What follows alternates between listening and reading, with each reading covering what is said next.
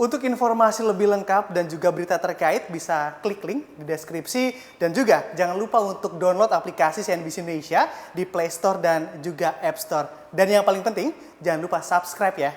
Ya, mengkonsumsi ganja di Indonesia masih menjadi hal yang terlarang di saat negara-negara lain sudah mulai membuka diri untuk memanfaatkan ganja guna keperluan medis begitu ya. Terkini juga salah satu organisasi internasional dipublikasikan telah memberikan restu untuk pemanfaatan ganja sebagai tanaman obat yang boleh dikonsumsi oleh seseorang. Seperti apa? Selengkapnya akan kita ulas bersama dalam restu PBB legalkan ganja untuk medis.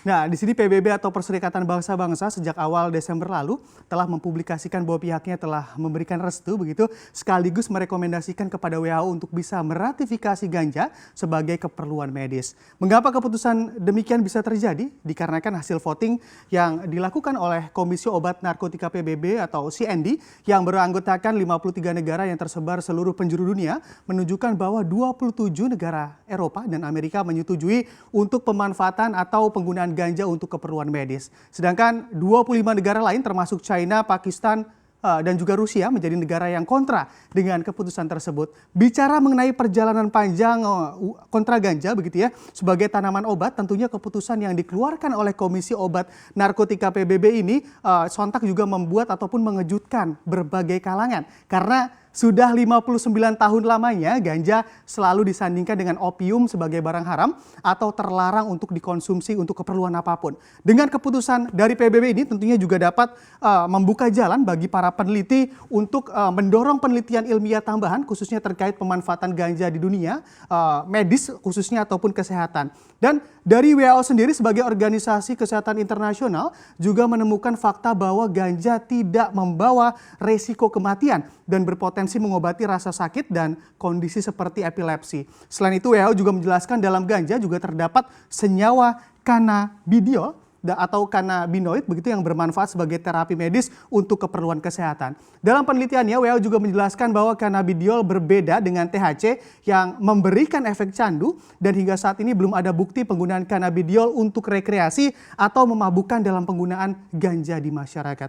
Namun perlu digarisbawahi pula dan memang ganja juga seringkali oleh para penggunanya yang tentunya mempunyai efek negatif tersendiri apabila disalahgunakan dalam pemakaian. Bisa kita lihat penyalahgunaan ganja di slide selanjutnya.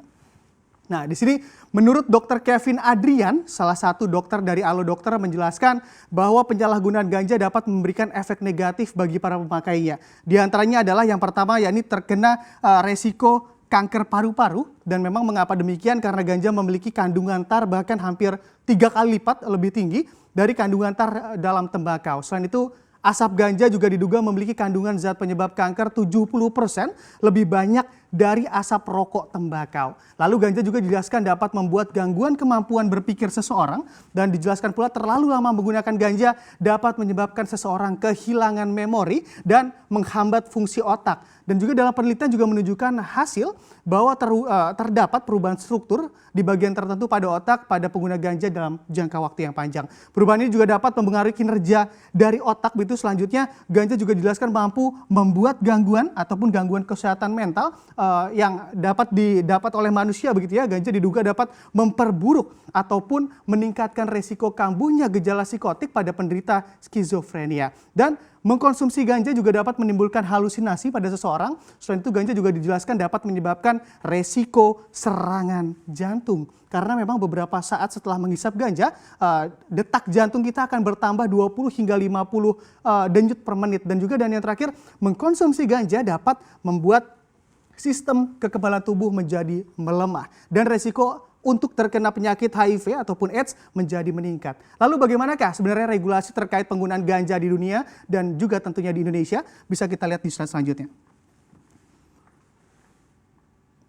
Nah, di sini bila berbicara terkait regulasi tentunya Konvensi PBB 1961 banyak memberikan pengaruh besar begitu bagi aturan terkait penggunaan tanaman ganja di dunia. Dan di Indonesia sendiri Konvensi PBB 1961 ini juga diadopsi ke dalam aturan terkait ganja salah satunya yakni Undang-Undang Nomor 35 Tahun 2009 di sini. Dan memang Konvensi tersebut PBB juga menetapkan sebuah produk hukum yang wajib diratifikasi oleh Indonesia dan negara-negara anggota PBB lainnya pada waktu itu. Bagi Indonesia tentunya ratifikasi tersebut juga otomatis akan mencabut hukum kolonial Belanda, yakni Verdovende Middelordonnantie atau Undang-Undang anti narkotika di saat Hindia Belanda pada saat itu. Digantikan dengan Undang-Undang Nomor 9 Tahun 1976.